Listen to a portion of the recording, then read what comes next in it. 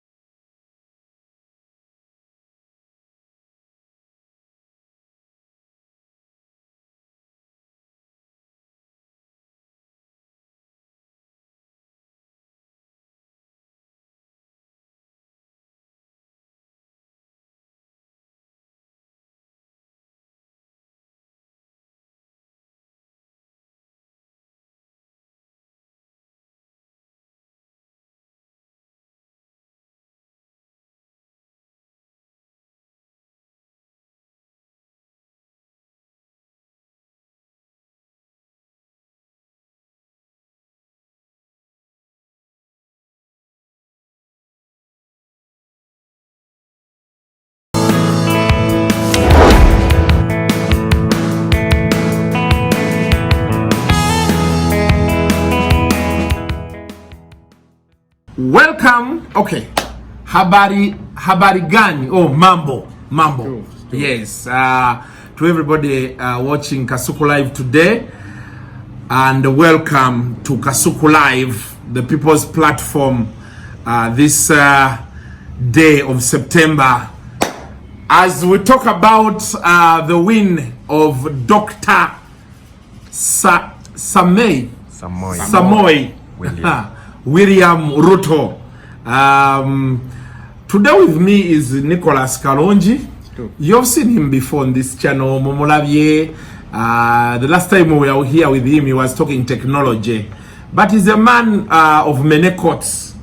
I've been with him for almost 15 years. We worked together at the Daily Monitor.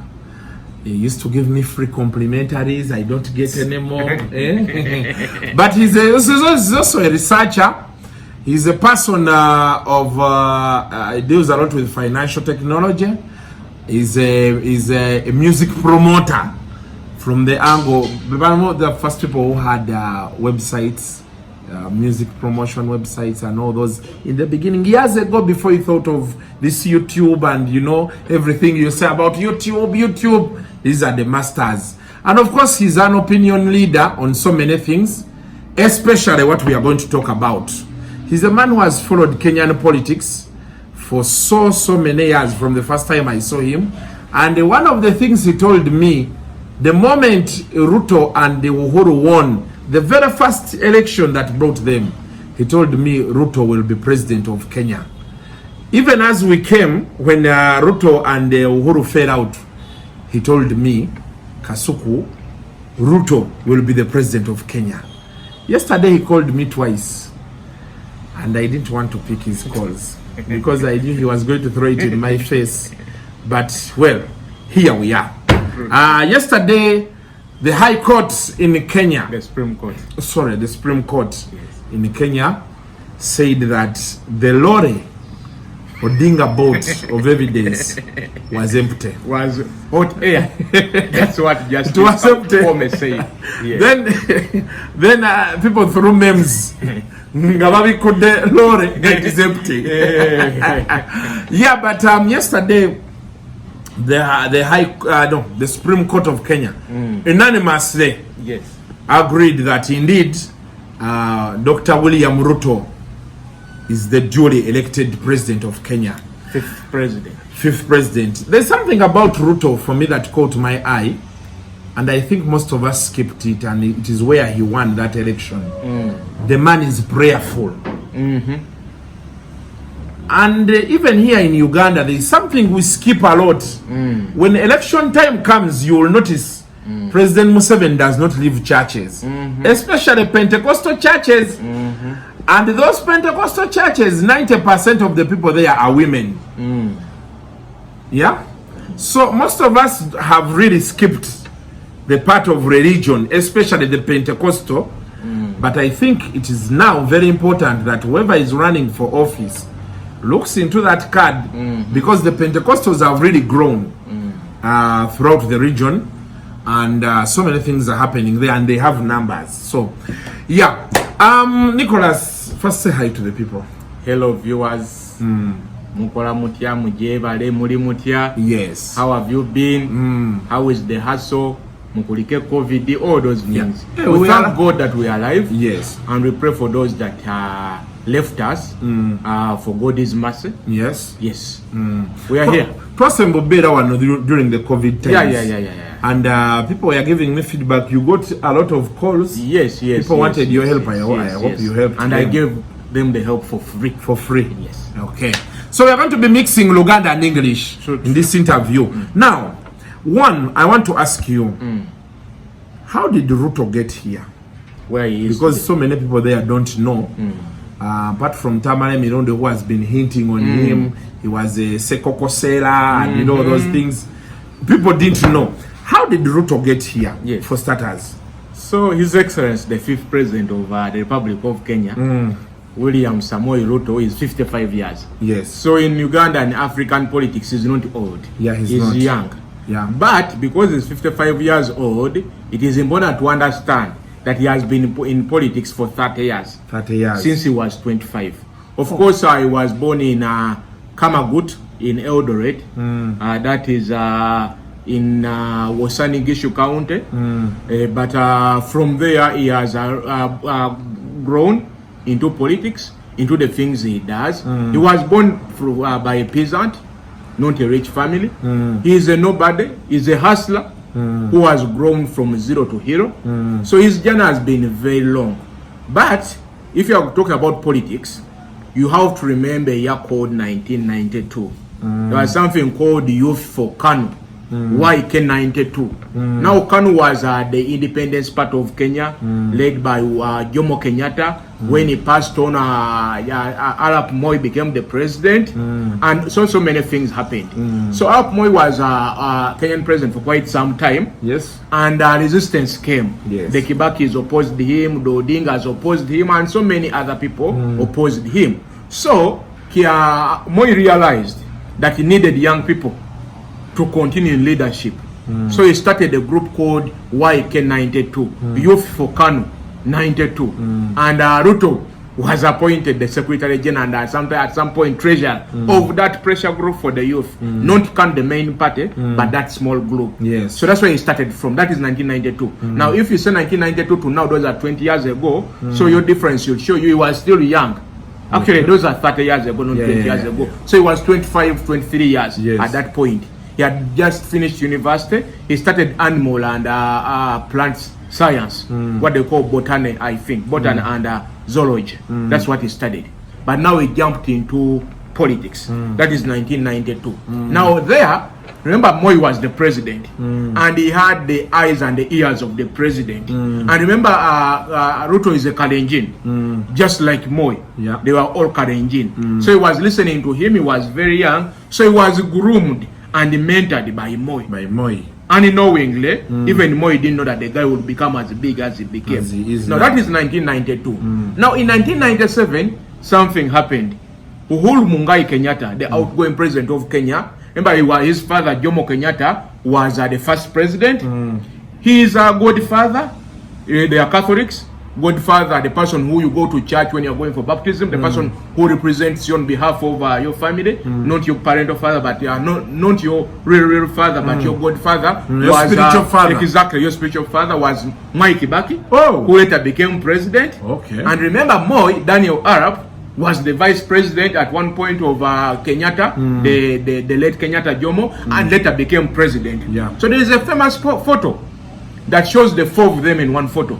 The photo has Jomo Kenyatta, the first president.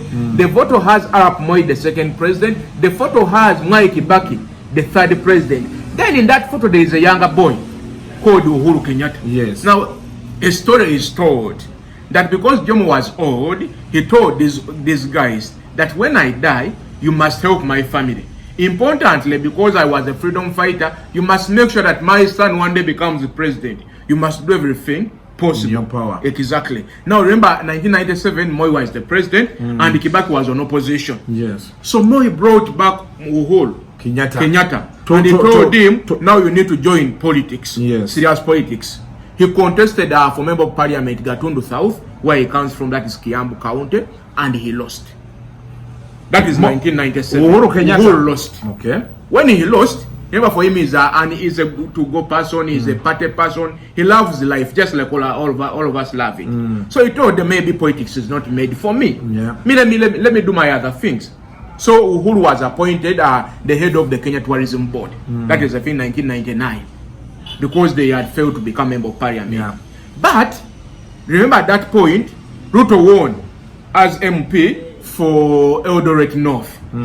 So now Ruto becomes member of parliament. Uhuru is not member of parliament. Remember, all of them are from Youth for Kenya. Why Kenya 92. So now Ruto becomes a member of parliament. Uhuru is not a member of parliament. Now politically, Ruto becomes Uhuru's senior. Because for him, he won the MP contest. He was in a actively elected politics before this one. Was appointed a board member, a chairperson of a board of tourism. So, but Moi still had it in his mind that he promised the late Jomo that he will help his son. So in 2000, Moi told these guys that Uhuru must be actively involved in politics. Now in Kenya, there's what they call nominated members of parliament. Each political party, depending on how many MPs you got, you are given some slots to nominate other members of parliament for special interest groups, people with disabilities, women, and the youth. Remember, at that time, Uhuru was also still young, in his late 30s, something like that. So in 2000, Moi said, we need to find a way of bringing Uhuru into active politics. Now they had like 6 nominated MPs. So Moi thought that we should remove one of the nominated MPs and replace him with Uhuru. All of them were reluctant, except for one man called Mark Too. Now Mark Too was an elder. He had seen it all. He had it all. He was a go-to person for Moi. So they spoke to him and they told him, we need to find a way of having this guy. For us, we have served our time. We are retiring. We need to bring the fresh blood. During those discussions, Ruto was at the center, because Ruto was already an MP. So Moi could send Ruto to Mark Too to speak to him for all that period. So Mark Too was convinced. So in 2000, 2001, Mark Too resigned and the position was given to Uhuru as nominated member of parliament. So Uhuru Kenyatta now comes into active politics, but Ruto was already in politics.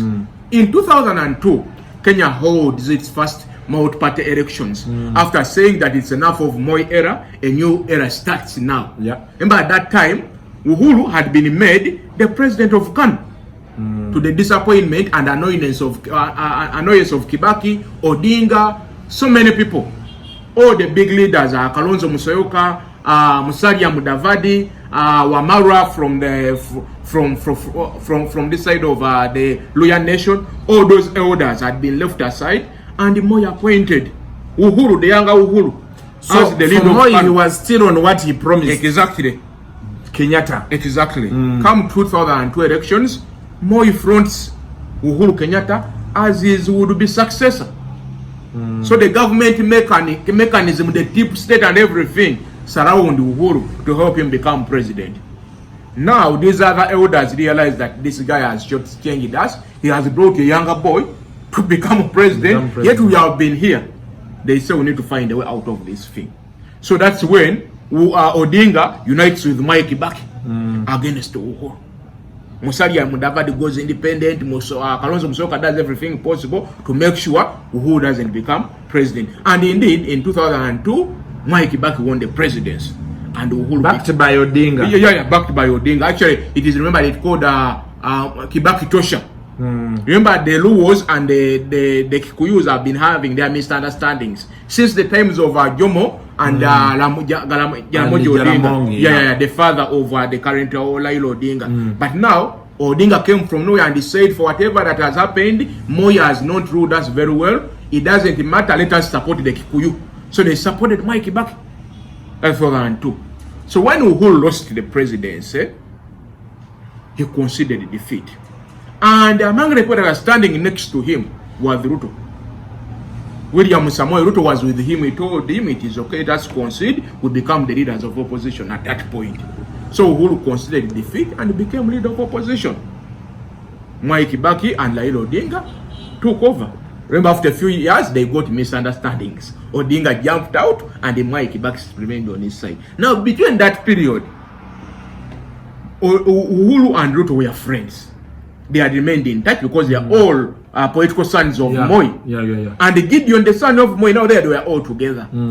But around 2006, Uhuru, I think they say blood is thicker than water. Uhuru is a Kikuyu.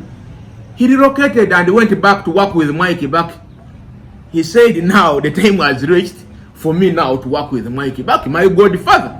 So Kenyan politics is about changing goalposts exactly to suit what you want at that point. So they are the embodiment of the saying, politics has no permanent friends, no permanent enemies. It has permanent interests. Okay. Exactly. So at that point, around 2005, Uhuru now goes back to Mwai Kibaki. Now Ruto is between the hard press and the law. Do I go to Mwai Kibaki? Do I go to Raila Odinga? So because Uhuru was Ruto's friend, they had their meetings. They agreed that he should support us. So Ruto was planning to support Mwai Kibaki. Remember, he was still young. The old Moi was still around, not dead. So the Rift Valley region did have a kingpin. Moi is still around and his family very rich and very wealthy at that. Then there's a young guy called Ruto, who is very vocal, a good orator, people love him. So Ruto went to Eldoret to meet the elders of the Kalenjin community. So when he went there, he took them a message that my brother Uhuru has asked me and he has persuaded me, let us support Mwai Kibaki and will be part of the government. So the elders told him that, young man, it is known water doesn't move going up, it moves going down. Kalenjin is in the Rift Valley, Mountain Kenya is up. How are you going to push the water to climb Mountain Kenya? Luo Nyanza is next to Lake Victoria. That is where Odinga comes from. The water is going to slope going down. They told him, cut that story, you are going to support Raila Odinga. We as the elders, we have agreed. You are our kingpin and you must support Raila Odinga. Now Ruto had a friend in Uhuru, but the elders told him, boss, things won't work like that. So he went and supported Odinga. Exactly. Because when you were mentioning Wari earlier, so I was going to ask you, because I in that history I know there is a time Ruto was supporting Odinga. Exactly. Okay. So that's 2007. So they go in that direction. Odinga versus Mwai Kibaki. And the post-election violence that happened. Now after all those things happening, ICC came, and for all wrong reasons, after the agreements in place, Mwai Kibaki becomes president, Odinga is given prime minister position, Uhuru is third deputy prime minister and minister in charge of finance. Ruto is given a position. No, Ruto believed that he was the strongest ally of Odinga, not Musalia Mudavadi. So he wanted the bigger position. He was given agriculture. Yes, agriculture, and sometimes education. Now, when ICC came, Uhuru and Ruto were put on the list as the main suspects in the post-election violence. That's 2009, 2010. Now, remember, these guys were friends. Now they have a common enemy. ICC is coming for them. Yet their bosses, the president and the prime minister, haven't been mentioned anywhere. Yet they were their bosses in their coalitions. So they said, now let us come back together and fight the common enemy called ICC. At that point, Ruto's party was URP. And Uhuru's party was TNA, the National Alliance. The other one is United Republic Platform, I think, URP. Again. So now they come together to fight a common enemy. When those things were happening, people were telling them who will allow murder suspects to be presidents and deputy president. But because they had some system around them and resources around them, They found their way around, and the courts acquitted them because the Kenyan constitution says, for as long as someone hasn't been found guilty, they are still a suspect. They should enjoy all their freedoms until they are proven guilty of any offense.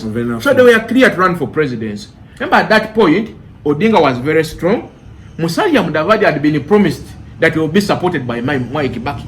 Now Mwai Kibaki had his good son, Uhuru, on one side, and Musalia Mudavadi, Kalonzo Musyoka, Odinga on the other side.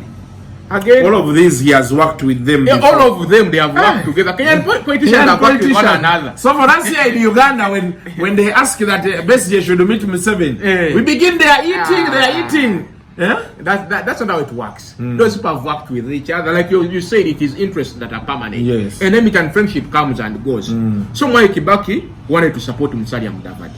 But now Uhuru, the younger Uhuru and the younger Ruto were very strong. All the younger people and women were with them. Yes. I remember there was a common enemy called ICC. The narrative at that point was, we can't allow outsiders to try our sons. Yes. If there is anything, they should be tried in Kenya, not in The Hague, in Netherlands, or Belgium, whatever it might be. So that is how Uhuru and Ruto unite again and run for presidency. Exactly. Okay. They run for presidency and win it in 2012. Then they come back. In 2017, they come back. Now by 2017, there were indications that there was a problem. Remember, Uhuru was the president, Ruto was the deputy president. Now Kenyans and Kenyan elections are usually won on numbers of tribes. The Kikuyu nation has the biggest population. Now they call it the Greater Gema Nation. Now what they call Mountain Kenya, it has the Kikuyu, it has the Embu, it has the Meru, and the Tharaka Nithi. Now all those, they are cousins.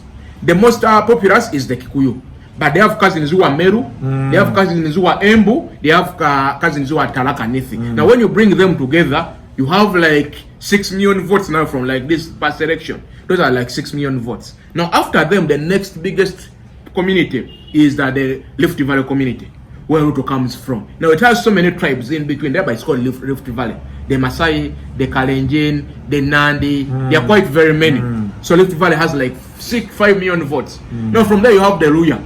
Now this one that borders Uganda. Busia, Bungoma, Vihiga, Kakamega, Transo, you know, that is the Luya community. It has a good population.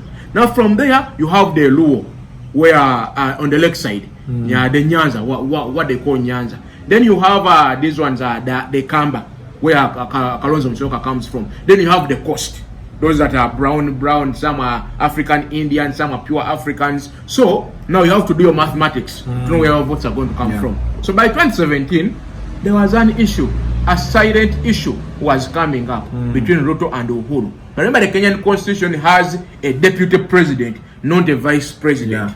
A vice president is appointed and dismissed at the will and the pressure, rather at the will and the mass of the current president. A deputy president is a running mate. You have voted together, you can't dismiss him. Yes. So Uhuru couldn't dismiss him. Now a story is told that before the 2017 elections, the inner circle of Uhuru called him and told him, gentlemen, can't you get another running mate? Is it a must that it must be Ruto? We can get numbers from somewhere else. Uhuru was hesitant. He told them, if you don't know what you're talking about. Now another delegation met the Ruto team and told them, can't you get another person that's not Ruto? That is not Uhuru. No. They were telling him after about Ruto. That if we don't use Ruto, who can we use to deliver those numbers? The money is available, the resources are available. Can we replace him with Eugene Wamara, for example? Can we replace him with Kalonzo Musyoka, for example? Can we look for Musalia Mudavadi? Can we replace him with Gideon Moi? Remember, Gideon Moi was their favorite because Moi, the father, Jomo Kenyatta, and Uhuru, those are like family. So all those things we had done. But after doing their calculations, they again realized that Ruto was the stronger guy. So they had to maintain him. So what issues do they raise as to why Uhuru should have dropped Ruto? Now there are so many schools of thought. One is some story is apparently they paid Ruto to support Uhuru.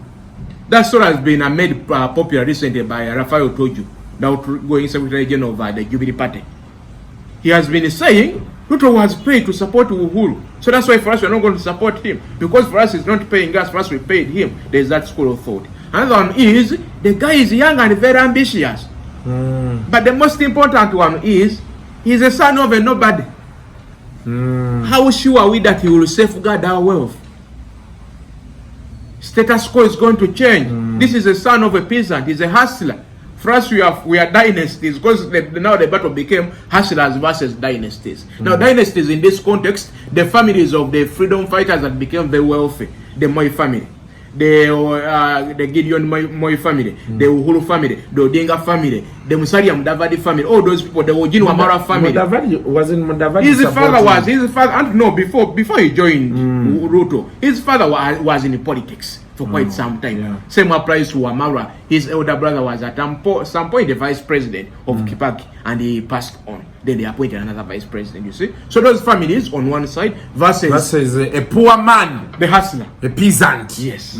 So after 2017, when the election was won, remember that Supreme Court issue, then they go for another election, yes. Then they win the election.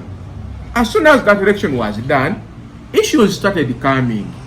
Uhuru's team told Ruto that this is our final term. Let us run it in a way we want. We don't want interference from your side. Remember, between 2013 and 2017, they shared the cabinet almost. Ruto's team had like 7 cabinet ministers, and Uhuru's team had like 7 or 8. Permanent secretaries, same story. Parastatal bodies, same story. Now they told him, gentlemen, the president wants to leave a very great legacy. Let him run the country the way he wants. Of course, Uhuru appointed the cabinet, and of so many allies of the current president, the new president Ruto, were appointed. The most prominent one is called Rashid Echesa. They say he's not educated, he has no papers. He was appointed sports minister, but he was Ruto's man, and he's a very good mobilizer, just like Mike Sonko. Very good on the ground, but maybe he might lack paper here or there. Mike Sonko lost. Yes, he didn't lose. He wasn't cleared to V. He supported Hassan Omar instead, the Kenya Kwanza candidate, because for him he wasn't cleared to V. If he was cleared, he would win. Never joke with a hustler like Mike Sonko that is rich. That's why he won Nairobi governorship, you remember? In 2017, and then after he was impeached. He was thrown out. Yeah, politically, but based on people, he had the numbers. So, that story now started coming. Now the infamous handshake came in when Uhuru decided to agree with Odinga to work together. And Ruto was against it. Ruto knew these people are now playing me. Kasuku, I have agreed with you. We have a plan. Then you bring a third person. No, but people say during that Supreme Court, the last 2017. year, 2017.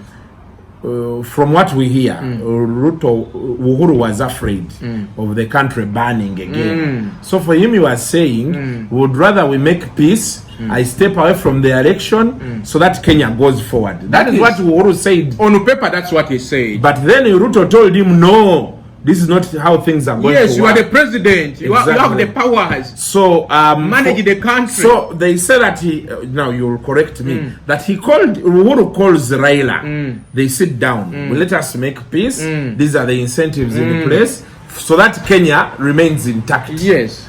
And for him, people in Kenya tell us, Uhuru was fulfilling his promises to Odinga. And of course, because of the dynasty part and everything, Uhuru's people were saying, let us make peace with Odinga. It will be easier to sell Odinga than Ruto, because of course there have been claims of corruption. Let us go slowly.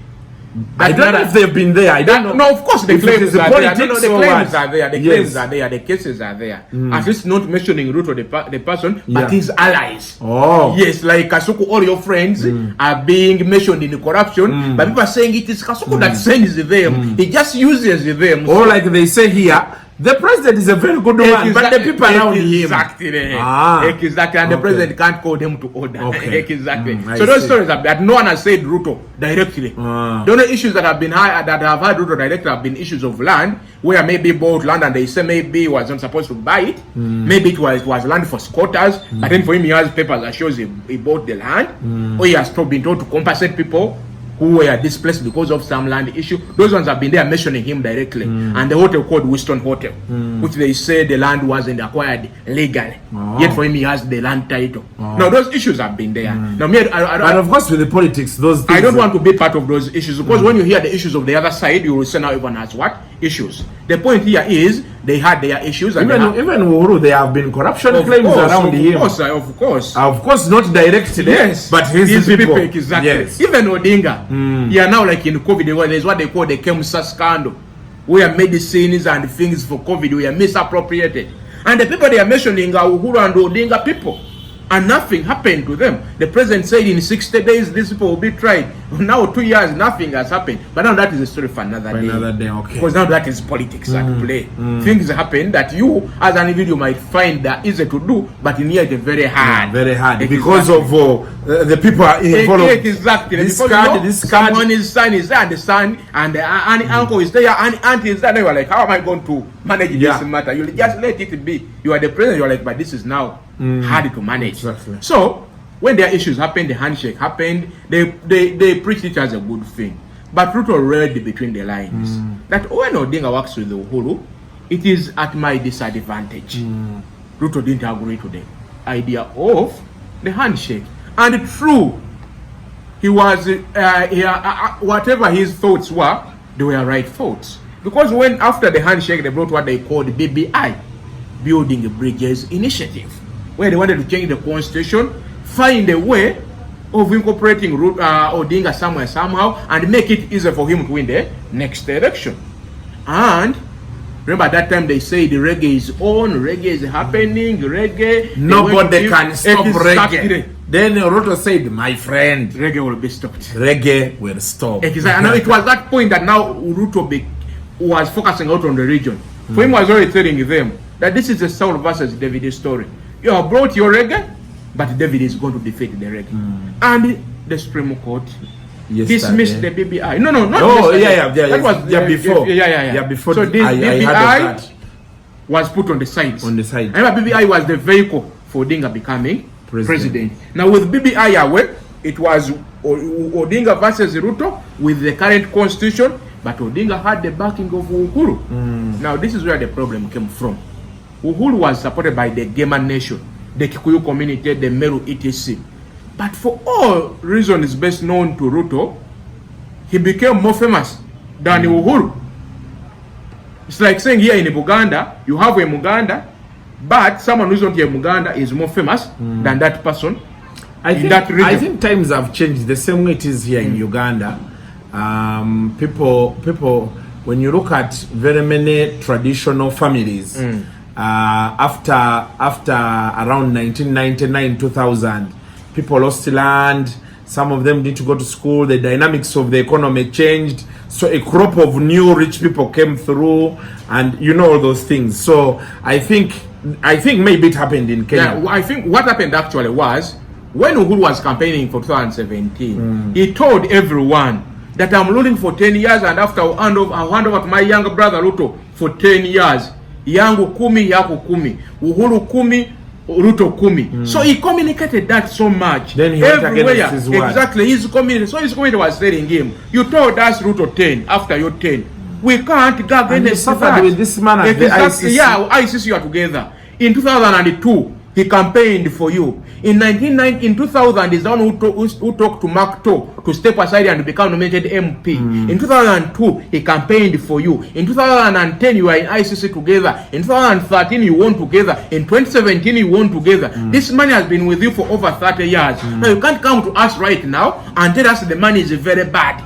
So this community told him one thing. You said Odinga is a Muganga, is a madman, is a witch, and so many things. And you said Ruto is very good. Please come to us and tell us when the witch stopped becoming being a witch. Yeah, and mad. Exactly. And now the good man is the witch. Exactly. Well, it became hard for him. It became hard for him. But then also I think age was a very big factor. So many people they are hustling. Of course. They are struggling. Of course. And he preached the message that very many young people wanted to listen to. Because when you look at their numbers, the bigger population did vote a lot this time. Yeah. The turnout was 64%. Were young people of course, Odinga by age, we don't see anything new. Is even in just his movement, he's not flexible anymore. Yeah, in 77. Yeah. The same that way, is African age. Exactly. It might be different. The same way you can see things here in Kampala. That when you look at the younger crowd, it pitched, it liked Bobby Wine a lot. Because he talked to them and, you know, he related with them. Though, the thing I liked a lot with Ruto, by the way, surprisingly, I loved that car he was campaigning in.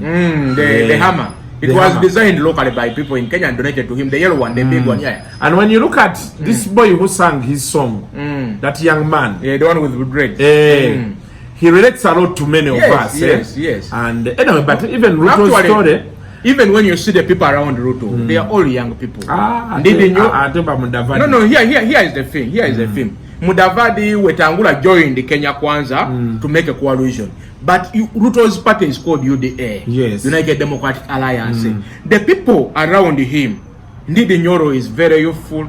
Kimani Ichung'wah very youthful. There's this man he got from Citizen. No, that is Hussein Mohammed. He has been the spokesperson of the campaigns. Yes. Very youthful. Now when you talk about someone like Dennis Itumbi, his chief digital strategist, I don't know whether I've been following. The guy, they even mentioned in the Supreme Court that was the guy in charge of rigging, but there was no rigging according to the Supreme Court anyway. So now those are all young people, 30, 40 years. So he has that crop of young people around him. Because Hussein Mohammed is young, the spokesperson. Dennis Itumbi, the digital strategist, is young.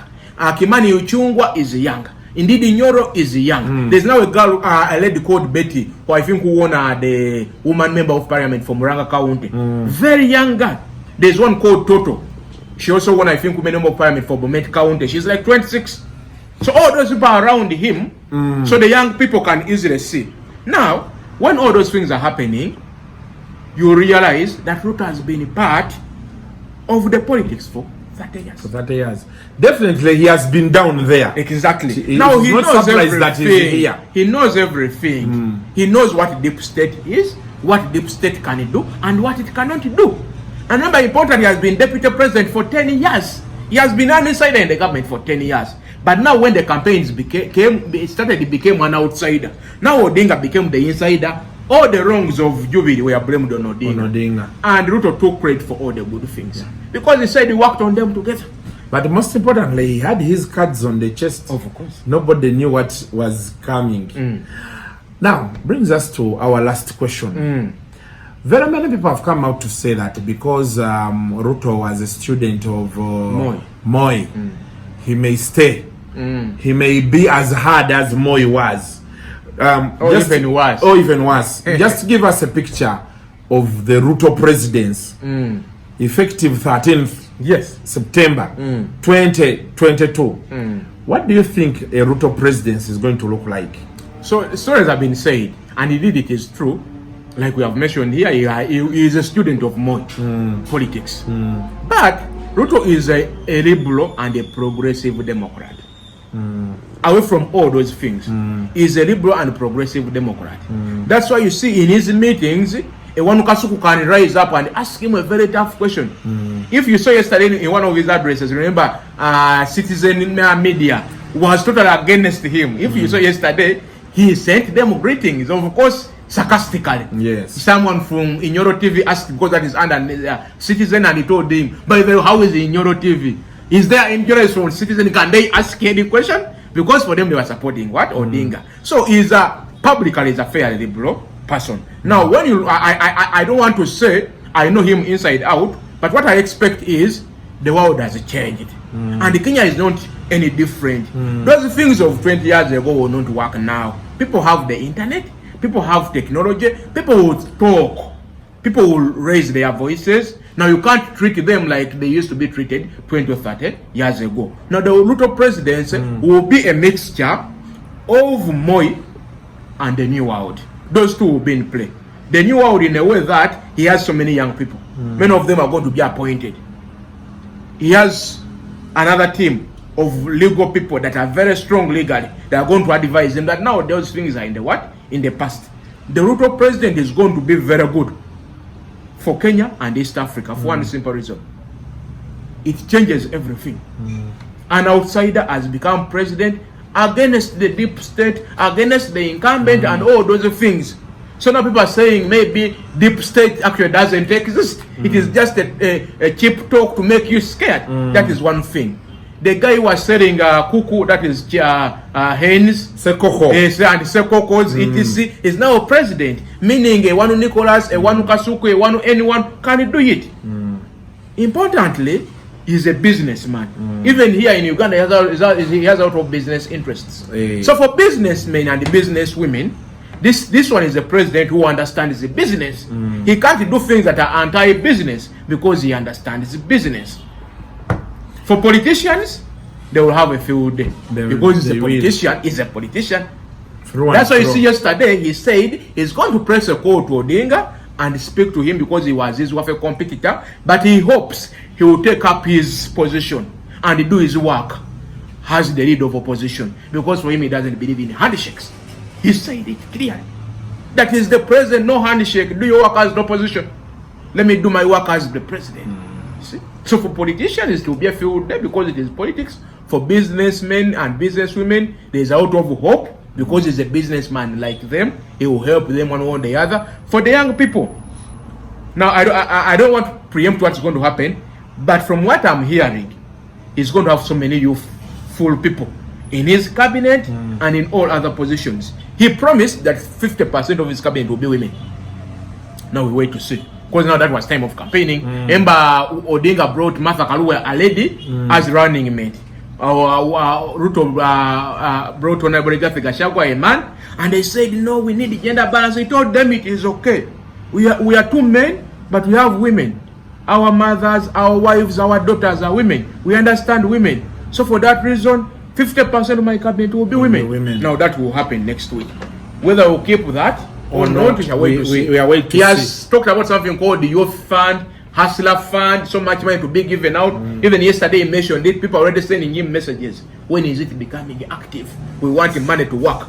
Politics is ending. We need to start working. What is the money? So there is a lot of hope, and we believe it will work out. But like I've told you, any younger person out there should look at Ruto. Yeah. Now learn the good things he has done. Don't pick the bad things here, because he has also done bad things around. Yeah. For me, I think one, I have not been following Kenyan politics a lot until, of course, those riots that happened. I was still in school when they happened. Anyway, we were all in school. Yeah, until around the last election. Yes. One, I'm a great admirer of Uhuru Kenyatta. When you see how flexible he was, you know, he was not a very serious. Even Ruto, you would see they put on nice suits, they are smiling, they talk to people freely. You know, I'm a believer in that kind of life. Like, you know, yeah, they take life easy. We put you into power, and you know you should come, feel free. Well, anyway, for us in Uganda, we have not seen a lot of that. No, though. Maybe to correct you, being free is very okay. But first thing should be service delivery. Exactly. Because even if you are free out to going without service delivery, you are doing a disservice to the entire nation. Well, like I told you, I don't know a lot about Kenyan politics. But the PR has been good around both of them. They've painted a picture that so many people in Uganda today were supporting Ruto against Odinga, even when they didn't know what Ruto was like, or now the things you've told us today. Many people are hearing them for the first time. Look at Kasuku, most people here were supporting Odinga. In Uganda, those photos that were released. Which photos? You know the photos that came before the election. Oh, of Ruto and the president of Uganda. And then Bobby Wine and Odinga. But that's surprising. No, here's the thing. Photos came. Remember, Bobby was among the observers in Kenya. So he met Odinga. But he had met him before. Of course. Now, when those photos came out, that side of the politics said, now this is our candidate. Yeah. Then other photos came, because Odinga is a personal friend of His Majesty the Kabaka. Yes. Now even those were leaked at that point. Yes. Now the story started that now this is our man. No, but for me, but and remember, even still, the new President William Ruto has been coming to Uganda and is friends to our president. Yes. Now that story started coming. And remember, even Ruto's party uses yellow as its color. Now that story started. But surprisingly, so many youth abavubuka abasinga bembadde mmanyi badde bagala Ruto. Babadde, I have a group, we have a WhatsApp group with Diawolos, and 90% of them were supporting Ruto. You get it? Because he's one of them. So that is the thing. When everything is said and done, Ruto is young, he's one of them, is from nowhere to somewhere. So many people will still relate with his story more than someone who was born in State House. I don't know a lot about Ruto. And of course, down here in Kampala, I'm not a political guy or a political reporter. I'm society lifestyle. This YouTube channel is when we try to talk politics here and there. But and my voice may not matter a lot today because one, I'm not Kenyan and all those things. But I hope. But you are an East African citizen. Yeah. Remember, we are in the greater East African community. On paper. No, in reality. Paper. That's why you see. There's so many things we still Kasuku, need to work that's why around. you see there is what they call a one-stop border post in Busia. You are checked once and you enter. When you are coming, you are checked once. There is no longer something like they check in Uganda and Kenya. So many things have been done. Of course, a lot is still required, but a lot has been achieved. Well, so for us, most of us still believe it's still on paper. But of course, as things move, we start to be enlightened. Maybe one of these days we should move around and you see that actually East Africa is in practice. That is also possible. That is also welcome. And like you've come and told us about Ruto, there is so many things I didn't know. Of course. Because like I told you, me, I was a great admirer of Uhuru. Yes. So, but now I get to know Ruto, the other side, and how he has stuck to so many things, and he's been betrayed, and here we are. Yeah. But most importantly, for young leaders, because unlike here, they have a chance to do so many things that we can't do here. When Obama came for president, I think I was in my VAC. Yes. We went to the Sheraton to watch the swearing in of a black man. Yeah? Everybody was like, yes, that is our man, our man. Even us who are not Americans, we felt an attachment to him. Today, so many people are going to feel an attachment to Ruto. Because, well, he's one of us, so many East Africans. But the way we've grown up, we hustle to the top and all those things. My prayer, as me, it may not be consequential anyway, but we hope he serves up to the bidding. It is everyone's prayer that he serves the world. Because then, if he doesn't, we are going to have a problem. A very bad problem for everyone. Yes. They will say, you see, and there will be an issue. Younger people, you see, you get it. told them. Exactly. So, but regardless, I'm happy for him. If you ever get to meet, because now for you now you must know people who know opinion leaders, and if you know, I must know people who know yes, you can connect us. We go, we tour the State House in Kenya. We have a word with him, and but in the same spirit, you can speak to your man who has been at that State House. Which your man in that group? The man who's no, but he has been supporting the other side. So has he been supporting the other side? No. He was just trying to test the waters. No. That man is this side. But of course he can't. He's a bit hard guy. He's a hard guy. Yes. So that's as far as it gets, and we wish him all the best. Sure. And we hope that religious bit does not go away. No, he's very religious. Even he was asked a question that what happens if you lose. He said I'll become an evangelist. But now, he has a cake and he's the one giving. Unlike the other time. The cake. So even in the Bible, we've seen people who were nothing, God lifted them and they forgot about God. It will be unfortunate. Yeah. So now that he has the cake, I hope. But special thanks goes to the Kenyans. Yeah. You've showed us maturity. They are peaceful. No riots. And there's something I saw with those Kenyan elections and to Uganda's opposition. It's going to be hard taking back people to the streets. I mean, people past that level. People are talking about rioting in Kenya like 1 month ago, and people are telling them whichever leader is talking about riots should make sure his father, his mother, his family is at the forefront on the street. That comedy of mobilizing us will go and no one turns up. We shall not be party. So now people are moving from that point of Kasuku atuishe tugende to duke to a point is to duka for what? What is in in there for us. After the riots, we shall need food at home. Who will give it Who to will us? give us the food? But then for you, somewhere. you will sit, agree with the people you've been disagreeing with, and move forward. Congratulations, Dr. William. No, the other name, Samoei Ruto. I don't want to say May. William Samoei Arap Ruto. Arap Ruto. Yes. We wish you all the best. Until next time, bye-bye.